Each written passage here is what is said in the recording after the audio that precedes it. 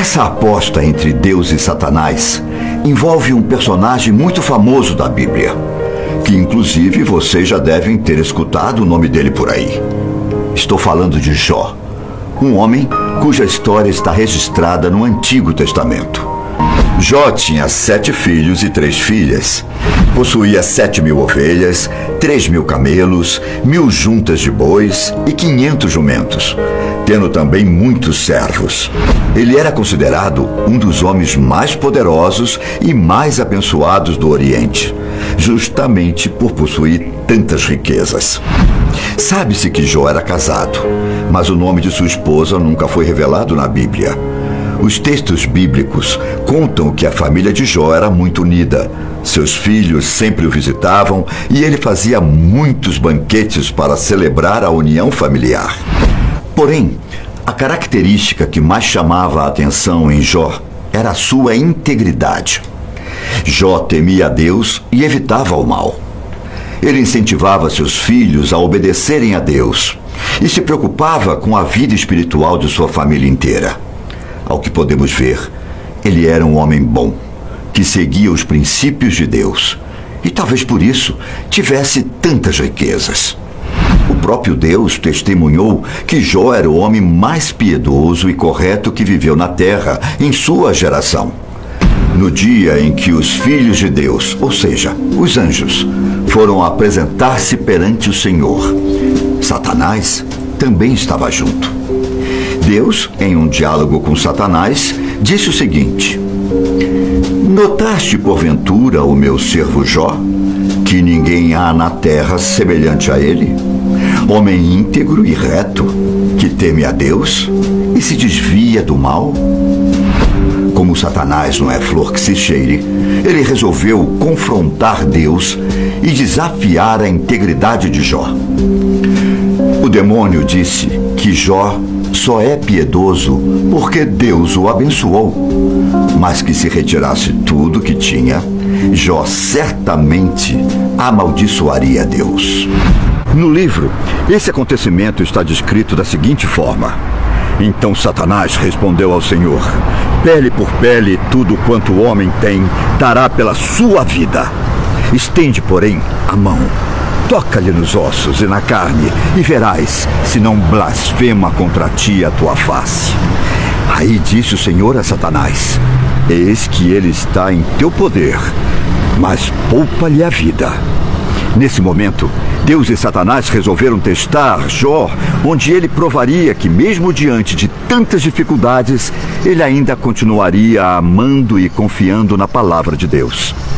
Então Satanás começou a fazer algumas obras na vida de Jó. Primeiro, Satanás matou todos os animais. Alguns foram roubados e outros foram queimados. Fato que acabou matando até alguns dos empregados de Jó. Satanás, sentindo todo prazer em fazer mal para as pessoas, resolveu então tocar, digamos assim, no tesouro mais precioso que Jó tinha. Ele matou todos os seus filhos, tanto os 7 filhos quanto as 3 filhas. O empregado contou que todos os filhos de Jó estavam fazendo uma festa na casa do mais velho, e uma ventania inesperada derrubou a casa e matou todos eles.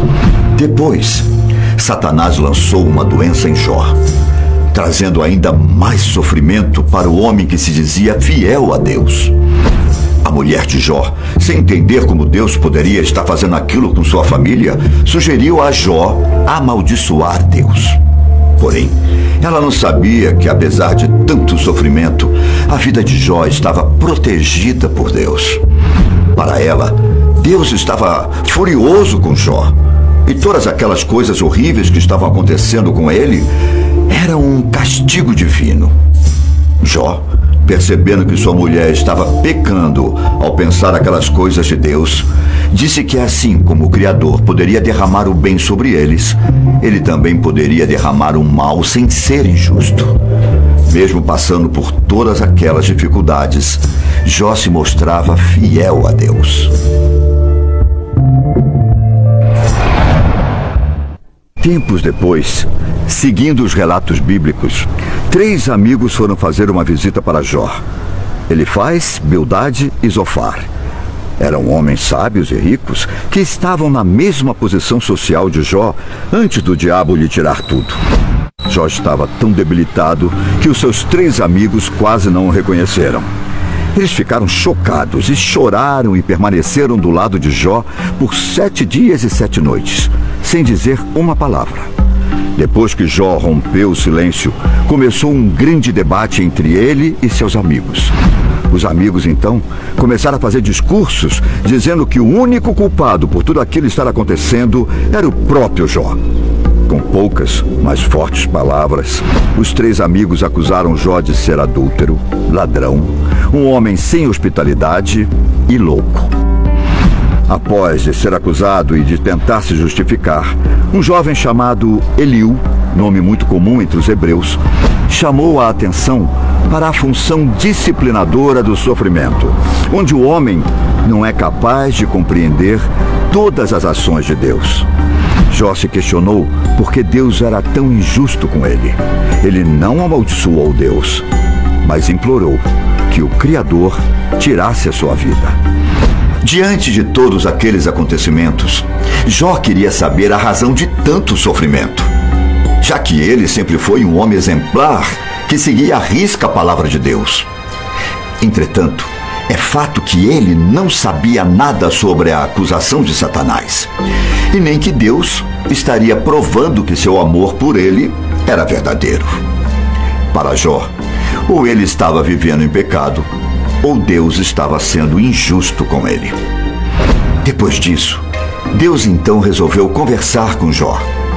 Deus não respondeu às indagações feitas por Jó. Muito diferente disso, Deus fez 70 perguntas retóricas, mostrando a Jó toda a sabedoria e soberania do Criador, e fazendo com que ele percebesse a sua própria ignorância. Deus também declarou que os amigos de Jó estavam errados, provando que Jó não estava vivendo em pecado.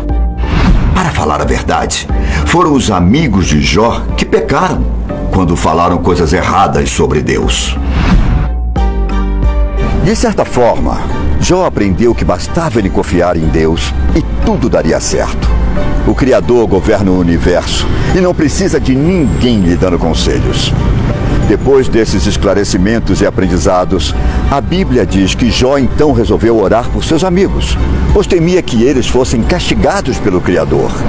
Depois disso, caros amigos, Deus resolveu mudar a sorte de Jó. Deus deu a Jó mais 10 filhos, sendo eles 7 homens e 3 mulheres. Suas filhas, Gemima, Késia e Queren-Hapuk, se tornaram as mulheres mais famosas do Oriente Médio naquela época. Jó voltou a ser rico, já que Deus deu a ele o dobro do que tinha antes da aposta com o diabo. Jó passou a ter 14.000 ovelhas, 6.000 camelos, 1.000 juntas de bois e 1.000 jumentos. Depois de dar a Jó o dobro das coisas que ele havia perdido, Deus também deu a ele uma vida longa. Jó viveu até os 140 anos de idade.